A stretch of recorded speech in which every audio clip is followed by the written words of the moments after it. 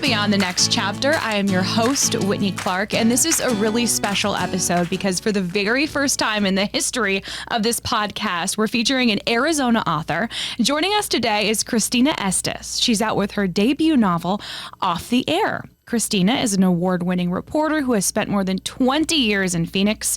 You may have heard her reports on NPR and the Arizona Republic and other publications. And her book won the Tony Hillerman Prize for Best First Mystery Set in the Southwest. Christina, welcome. Thank you for being here. I am so honored. Love to be Arizona's first here for you. Thank you. We love Arizona. We love to keep it local, and your book really is keeping it local. Tell us, how are you feeling? Tell us about Off the Air. Wow, how am I feeling? I'm all over the place. Let's hope I don't cry because it's so emotional for me. This is 15 years from when I first said, I'm going to write a book. So it's a bit, don't look at me like that, Whitney. Oh my gosh, I don't want to cry. Okay. This is happy. It's a happy time. It is. It's your first novel. It is. It was inspired partially by your career. Tell us about Jolene. Tell us about what Jolene goes through in this. Nice segue to get me away from the tears, Whitney. I appreciate that. So Off the Air introduces Jolene Garcia. She's a local TV reporter here in Phoenix, Arizona. She's trying to cover real news. She's trying to cover news that matters to her community, sort of in a world that is really hyper-focused on clicks and likes and reels. When a controversial radio talk show host dies on the air, Jolene's managers are ecstatic because she had his last interview, so woo, they've got the advantage. But not for long, because national media descend on Arizona, bringing bigger budgets, getting better scoops, and Jolene ends up fighting not only for her job, but her life. Wow. How much of you is in Jolene? You know, how did your career inspire this? Jolene is from the Midwest, like I am, and she arrives in Phoenix feeling very much like a fish out of water, which I also did. I came here more than 20 years ago, and you have to think, more than 20 years ago, this was pre-social media, this was pre-smartphone. So when I got here, the first time I can remember, because I was staying in a place in temporary housing, like in North Phoenix, so I would take the 51 to get to work. And the first time I saw the I-10 sign to LA, I was like, oh my gosh, I'm so out of my element. Because that was just like stars, that's, oh my gosh, I'm so close to the stars. Mm-hmm. Again, this was pre-social media, so you only knew them through TV and movies and magazines. And then I went to work, and there were people from Southern California, and I was like, oh my God, they're so cool. They're so cool. And I can still remember, I'm still friends with her to this day. Nina Jimenez, if you're listening, she was like total California girl. Like she started 2 weeks before me, and we went out to dinner the first week I arrived, and she wore like jeans and a white t-shirt, but then she wore like heels, and I was like, wow, she's so classy. And then there was me from the Midwest. The irony is there are a lot of us from the Midwest out here, and it is very welcoming. So a bit of a culture shock, but I do feel like the Valley really is a melting pot. There's so many people here from so many different walks of life, so many different areas of the country. Absolutely. And that plays out also in the book because newsrooms, as you know, are really diverse in terms of where people come from to move to work at a TV station, what their socioeconomic backgrounds are, what their family backgrounds are. And so all of those personalities come into play in the book. And as you know, working in a newsroom can be very high and very low, mm-hmm. and a lot of in between. And so that comes across. And you get to know your coworkers in a way that you might not get to know them in other industries.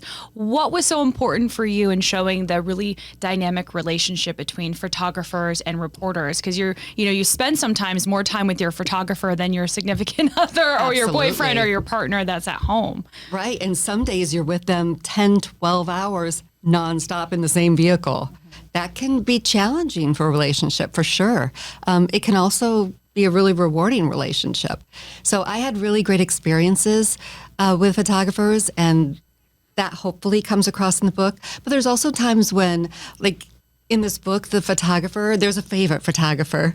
Sorry, photogs. There's usually one or two favorite photogs. I'm sure it's the same way with them and reporters. So everybody sort of likes Nate, the photog Nate, and that's Jolene's favorite photographer. And so he calls her out sometimes because she very much pushes hard. And part of that is because of her background and also because she's, a competitive reporter. So he'll call her out because they have that kind of relationship. Mm-hmm. Were you ever in a position like Jolene was where maybe you were getting called out by a photographer or you had somebody that you worked closely with you that said some of the similar things? Yes. I didn't keep track though, Whitney. I'm sure the numbers are. Are you kidding? I remember walking into a meeting and my news director saying, "Do you need to walk out and start again?"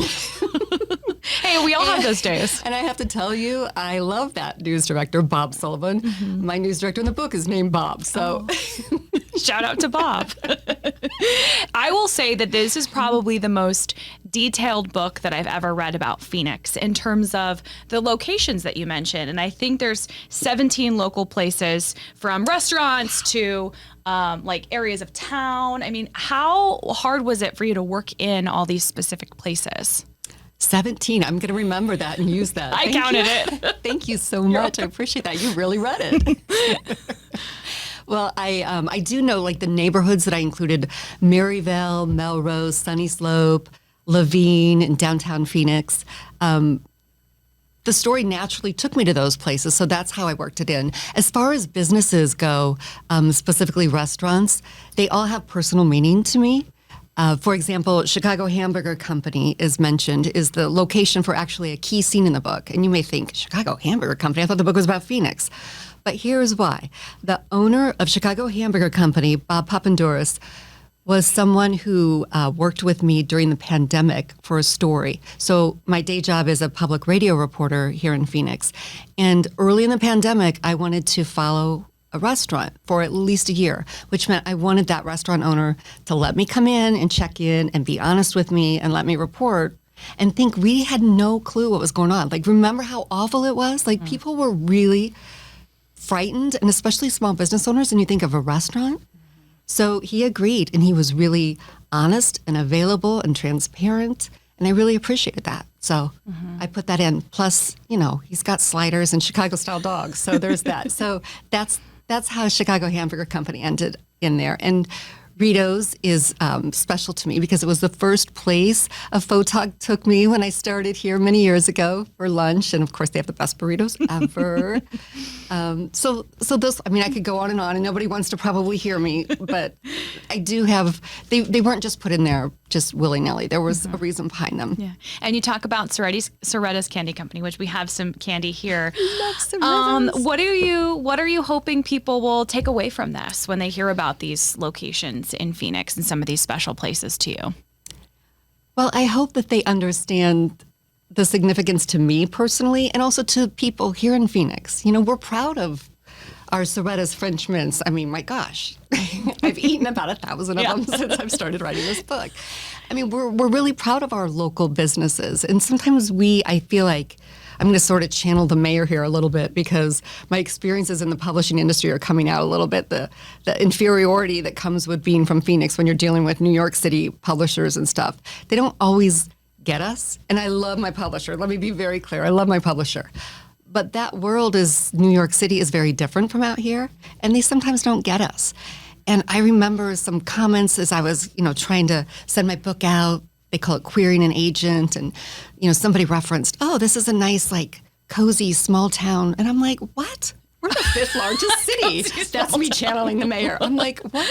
And so I think a lot of people don't get us. And I hope people get a sense of Phoenix and also, the pride that goes along with the local businesses that are mentioned and the local places. And there's some very niche events too, like a very specific event that I remember very clearly, and that was the farewell party for the Metro Center Mall because it was in Bill and Ted's Excellent Adventure. And I feel like that's one of those little things you don't really learn about Phoenix until you've been here for long enough to be like, oh, that's the Circle K that was in the movie. Metro Center Mall. Can I say, yes, I did not grow up here in the 80s where people were like, that was the place that they went. Like, they cruised around and, it was the malls in the 80s were the big thing. It was the first 2-story mall in Arizona, and people would drive from around to come and spend the day there. And I personally grew very attached to it because of Dillard's Clearance Center. I mean, the shoe sales, my goodness. Yeah. I feel like Jolene would have appreciated that too. Probably. Jolene's not into shoes. That's true. She's not the most graceful. Yeah, she spilled on herself a couple times. She might need a new top. Jolene did have a special connection with Wheel of Fortune, which all of us know. Did you have a show that played a special role in your life? Why did you use that specific show to show the sort of connection that Jolene had with her grandmother? I feel like I'm talking to a therapist, Whitney. Oh my, no, don't apologize. It's because, oh my gosh, yes, I totally picked Wheel because I remember watching Wheel with my grandmother a lot. Mm-hmm. And so Jolene, who experienced foster care. So she was in the foster care system for several years before she moved in with her grandmother, who then raised her. And so they grew up watching Wheel of Fortune together. And I mean, Wheel of Fortune, who doesn't like it? Mm-hmm. And so for Jolene, that connection is her grandmother has passed. And so the Wheel of Fortune connection for her is very important because Pat and Vanna, the hosts, were really her comfort. Like she can turn that on and remember how she felt with her grandma. What do you think, what did you learn about Phoenix and what did you learn about our area during this research process? Like how much research went into this and kind of tell me like what you learned that might have surprised you a little bit, if anything. Well, I had to really make sure I got my Bill and Ted facts straight. Those are dedicated fans. I have to say, I have not watched the movie in full, but I've watched the scene that was shot at Metro Center Mall 100 times. Yeah. So really making sure that I got that right, and I included the history of Phoenix Indian School, the former Phoenix Indian School. And I have Patty Talahangva to thank for that because I've talked with her a couple of times over the years for stories that I've done. And I wanted to include that information. And she shared her experience as a former student there. And so I wanted to put that in there because it's significant and still a lot of people in Phoenix don't know about it. And she's actually working on a nonfiction book about that experience. So wow. There is a scene, or not a scene, I guess, but an event that happens that's brought up a couple times in the book where Jolene had in the past, her past kind of came back to haunt her. She had posted something on social media that ended up to be factually not correct. She had to delete it and take it down. Is that something that had ever happened to you in your career? I mean, what is sort of your take on if you post something and maybe it's not completely accurate? Should you take it down and write a correction? Should you keep it up? I mean, just with Twitter, with social media these days, there's so many different thoughts and ideas about that from a journalist perspective. Oh, you really did read it. Thank you, Whitney. Thank you. And no, I sincerely mean that. Yeah. You have a zillion books to read and everybody's time is limited, so I really appreciate that.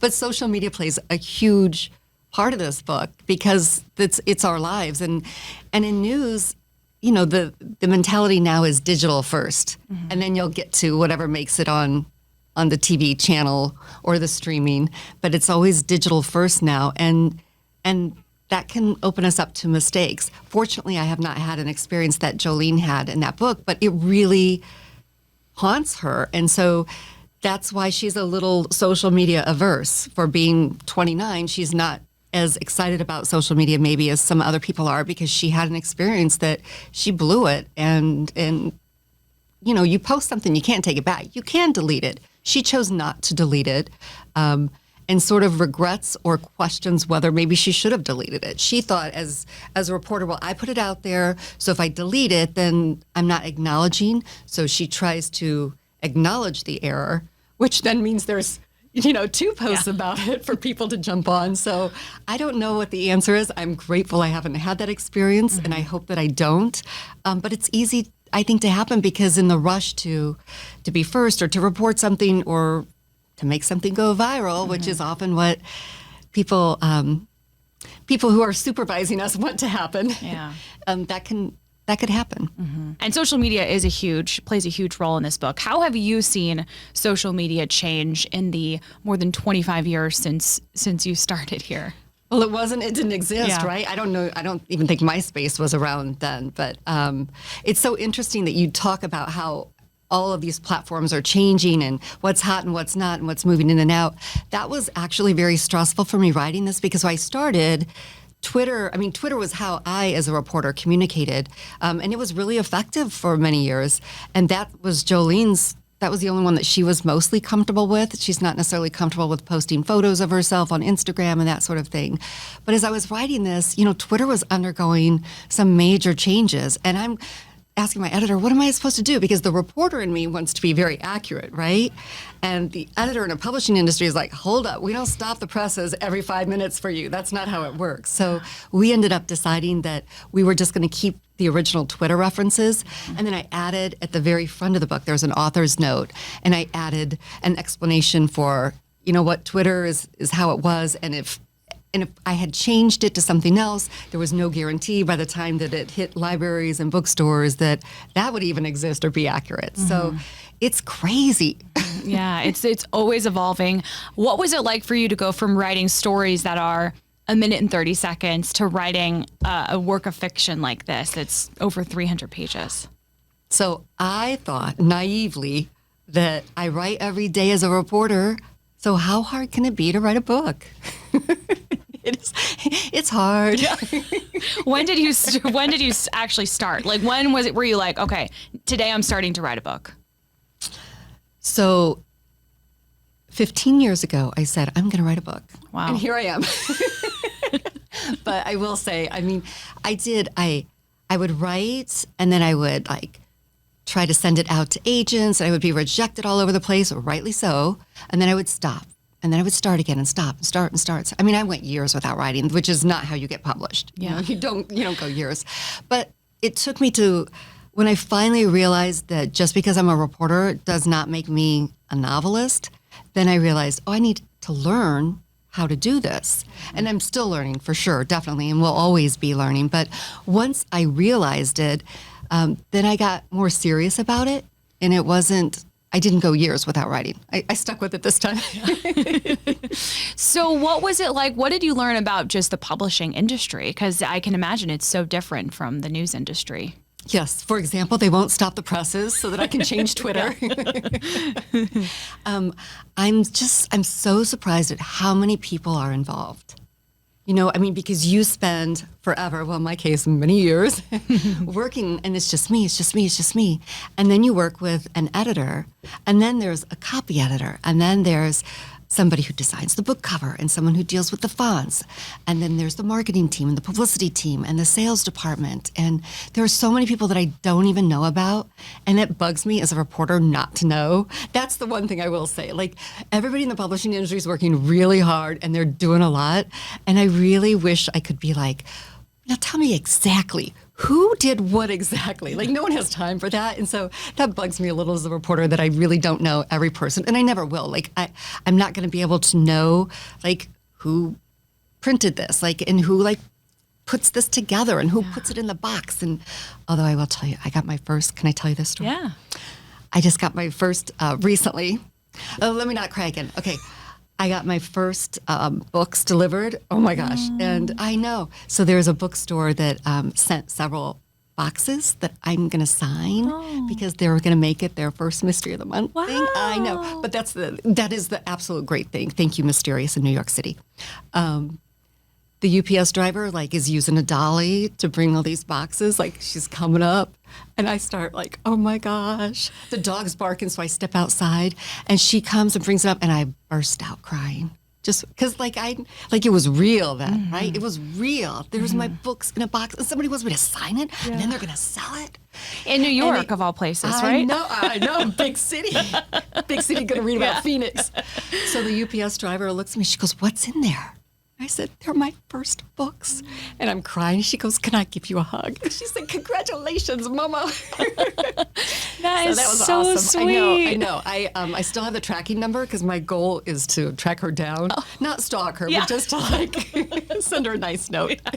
That is really sweet. I mean, I can imagine after so many years. And was it different to see the hardcover as opposed to the paperback? I mean, was the finished copy, did you just feel that made a big difference? Yeah. It did, and I was just it's so smooth, which is so weird. Of course books are smooth, but I don't know. That was my impression it's so smooth. Yeah. And how much say did you have in terms of the cover, the cover art? How does that work? Oh, no say at all. No? Nothing. Okay. But I did say, you know what? It's not my thing, and so please don't. You guys know what you're doing, because I totally don't. Yeah.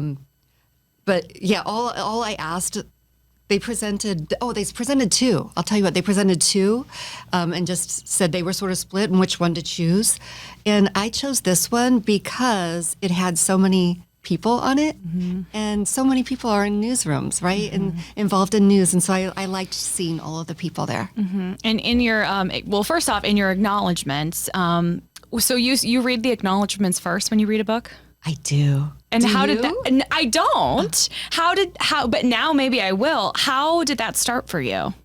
And why? I don't know. I think, I started reading acknowledgements when I started getting serious about writing, because it's interesting to me to learn like what was going on with the author through this writing process. And I will warn people, though, my acknowledgements start off by saying there are no spoilers here, so feel free to read. But some authors don't want you to read the acknowledgements first. But I always do, because I don't know. I just they seem very personal. And sometimes what's in there then makes me think more about certain passages I'm reading.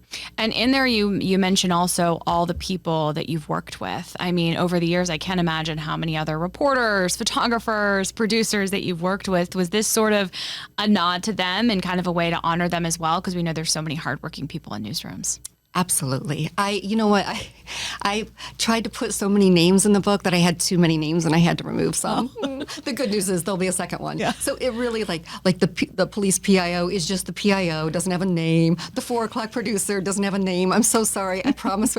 But the executive producer does. And I was able to actually, there are a couple of photographers that you work with, and I incorporated their first and last names into one character. Really? Don't tell them. I want to see if they read the book and find out. So absolutely, this is a nod to so many people. And again, I have not been a perfect person to work with in a newsroom by any stretch. I'm much calmer now than I was when I was Jolene's age. If you can imagine, I feel a little hyper right now, but I'm more forgiving. But it's every relationship, whether I think I wrote whether we connected, clashed, or both, really impacted me. What is so special about working on local news? Like for you, what have you found it to be? Why have you found it to be so special? Local news is so us, right? Like, I mean, I'm very fortunate to cover in my day job as a reporter. Like, I cover city council meetings, which some people are like, oh my gosh, that's so boring. And I don't find them boring at all, because I live and work in Phoenix and I want to know what they're doing with my tax dollars and what's going on in my neighborhoods and what's going on with the police and the fire and the libraries and the parks. So I love it. And I put actually a couple of real life experiences in the book. I tweaked them a little, but one of my favorite stories in local news here in Phoenix was a group of residents in Phoenix worked with the city to basically get an abandoned restaurant demolished. Like, the owner had abandoned it, was not listening to requests to fix things up. They had to go through the court process in order to get a judge to say, okay, you can demolish it. These neighbors showed up on demolition day with balloons, sparkling grape juice, and they celebrated and watched the demolition. Like, that's a real story, and I reference it in here, which I love. I was wondering if that was real. Did that happen within the last 10 years or so? Oh, do you remember? Gosh, it was like maybe 2 or 3 years ago. Oh, so okay, so not that very long recent. ago. Okay. One that's a lot older, though, is a real true story. For me, it's Jolene's loss in the book, but she loses an Emmy to a story about bubble wrap. Oh. So it's a little traumatic. In real life, I did a feature about a blowfish going to the dentist. See, it's a great story, isn't it? That was here in Phoenix? Yes. And I'm nominated for an Emmy. I'm like, come on, a fish going to the dentist. I got to get this right. And I lost to bubble wrap day. But I have a lot more questions about the blowfish going to the dentist. Because the teeth were like stuck together. So I know. So it was in a bucket and you have to take it out, put it back in the bucket, take it out. I know, it was a great story. Was it a veterinarian or was it a dentist? It was a regular dentist. Yeah, it was a blowfish that was actually in a restaurant in Old Town Scottsdale that's not there anymore. But yeah, they took the fish to the dentist because the fish couldn't eat. I know. And was the fish okay? Yeah. Okay. What was his or her name? I don't remember that. Oh, that's okay. But I do remember the sting of not getting the Emmy. Yeah. I mean, I thought almost sounded like a joke. Like that can't be real. I've gotten it's very over real. it. I did, you know what? The person that won, I tried to find them. Like as I was writing this, I was like, you know what? I should be the mature person and congratulate that person, 15 years later, I should congratulate them. And the person that won, it was for Bubble Wrap Day, is like clearly left TV news. He's a naval officer, Wow. okay? And like some big shot title and has no social media because he's smarter than us. But I did find him on LinkedIn and send him a message. Oh. But he didn't respond. But keep hope alive. He might still respond because I would like to thank him and be like, "Hey, you're in my book." I would also love to hear that follow up as well. Imagine he's like, if he won an Emmy, he's going to remember the story. I'm sure, even if he's out of news. He's clearly moved on. I mean, he's like a big shot in the Navy. Wow, that is quite the story. So before you wrote this book, though, you've grown up a reader. You've always been a big reader. When did your sort of love of reading begin? I can't remember when I didn't love to read. Mm-hmm. I mean, when I was really young. So Gen X we called ourselves latchkey children. Yeah. So I don't know if people still use that term or not. So I grew up as a latchkey child. Grew up with a single parent who worked second shift, and so books were my babysitter. Pretty much my whole life. I mean, I remember like totally every other Thursday afternoon, the bookmobile would come and I'd be like, the bookmobile's here, go running down the hill. And was that from the library? The bookmobile, yeah. Okay. It was, so we didn't live close to a library branch. Yeah. So they have these big old monster vans that come out. And the Phoenix Public Library just launched a bookmobile as well. Whitney, don't make me cry. I know. I mean, that's really big for people that live in, rural areas or they can't make it to a location. I mean, that's, truly a life-changing thing. It was for you. For sure. Yeah. Wow. And Trixie Belden and Nancy Drew. And I love Nancy Drew. Yeah. I love Nancy Drew. I love looking at like if there's a used book sale or a book sale, they always still have Nancy Drew books. That's probably why I enjoyed thrillers and mysteries so much. Is that kind of where it started for you too? Absolutely. Did you not read Trixie Belden? No, I didn't. See, I thought Trixie was a little cool. Like Nancy, I thought Trixie was a little more rebellious. Yeah. Nancy Drew was kind of like, played it. I don't know what the best way to explain this. She was prim. Because played by the rules. Yeah. You know what I mean? That kind of thing. Yes, she was a good person. She didn't have a lot of character flaws. Let's put it that way. No. What are some of your favorite authors now as an adult? Like, what are some books that you've read lately that you've really loved that you can think of? Oh my gosh. So, see, author advice to author advice is always know this question. I always expect this. So, can I instead tell you two authors that inspired me to write? Of course. Okay, thank you so much. So, and one writes 2 series set in Arizona. So there, you'll love it. So J.A. Jance writes several series, and she has 2 that are set in Arizona. And her first book in her Allie Reynolds series, which was inspired by her former favorite news anchor in Tucson. The first in her Allie Reynolds series is what really planted the seed. Like, I remember reading it. Whitney, there was a reference to I-17 in Northern. I know. That is specific. It stuck with, this has been years. And I was like, wow. So that planted the seed, and I love her writing in her series. And then Hank Philippi Ryan is another author. She is a reporter in Boston, and she wrote a series about a Boston reporter. And so that sort of helped it grow. So I thought, maybe I could write about a Phoenix reporter. And so here we are. Wow. So if people, the book is out now, if people are picking it up, what is like the big takeaway? I'll ask you again. What do you hope people take away from this?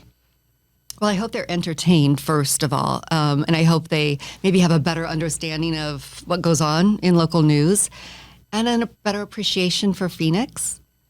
And I hope they're curious about what happens next with Jolene, because there is another book coming. So it is a series, as you mentioned. What can you tell us about what's next for her? I mean, or when will the next book come out? Like, do you have any little tidbits you could share?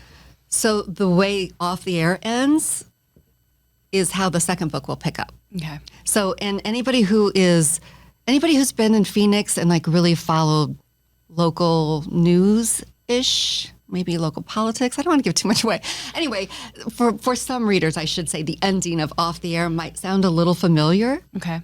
and because it is, and then the second book will pick up from that scene. Okay. I'm not. Yeah. Let me. We don't. Yes, we don't want to give any spoilers for this one either, because the book just came out. So it's always like kind of tricky with the podcast. You want to get people interested, but not give everything away, obviously, or give any spoilers. So there will be another book in the series. Any advice you would have for someone that's listening that might think like, hey, I'm just like Christina. I want to be an author. I want to write. I have something to say. Well, hey, don't be like me and take 15 years. Study it, right? Unless you have been writing for many years, specifically in sort of novel typewriting, or, you've taken classes for it, you really do have to learn the craft. And as I said, I'm still learning. But there are so many great, great resources and organizations that you can get involved with. And I've found that one thing that has been really helpful for me is listening to podcasts like this, where you're able to hear what other authors, what their advice is, or attending events where authors show up. You can really sort of get a master class in writing just by listening to other authors and by reading, because whatever you like, figure out why you like that, and there you go. In the acknowledgements, you also give thanks to a couple local bookstores. What are some of your favorite local bookstores? Do you have a favorite library branch that you tend to go to the most? I love Book Geeks. Thank you for asking. Yes, the Poison Pen bookstore in Scottsdale. The owner, Barbara Peters, was really kind. She read an early draft. And you know what? When I asked her, oh my God, I had no idea at the time what I was asking her. So I look back now and I realize she was very kind. But I've since discovered that some really famous, well-known authors run their stuff by her. And I'm like, wow. What? I know. So for her to read mine was really, really valuable. And she offered some really good insight. And she's just been very supportive, and she supports debut authors a lot. So I'm really, really grateful for her and for the pen. And the other bookstore, Changing Hands Bookstore, with locations in Tempe and Phoenix. Yeah. They're a local institution. Mm-hmm. They're celebrating 50 years this year. Wow. 50 years. So it's just anyway. I'm so honored that I'm going to have events at both places, and that they're supporting my book, because it's all local, and I'm thrilled to have local bookstore support. Yeah, they're such special places. You see the same people, you find books you love, and they're really just a place to hang out and spend some time, especially the Changing Hands location that's down here in Phoenix. There's a bar. I've never seen a bar in a bookstore before. Have you? Somebody was very smart with that idea. They were. Because you're not going to go in there and just get a beer and not buy a book or buy something else. Yes, absolutely. Genius idea. Anything else you want folks to know if they plan on picking this up, or if they're interested in your book? Well, I thank anybody who picks it up, really. There are a zillion books out there, as I've mentioned, and it's really tough for a debut author, for any author really, but certainly debut authors. It's tough to break through all of that noise, and I don't mean noise in a negative way. I just mean there's a ton of books out there, and so I really do appreciate people giving me the opportunity and picking up and loving Phoenix and local news like I do.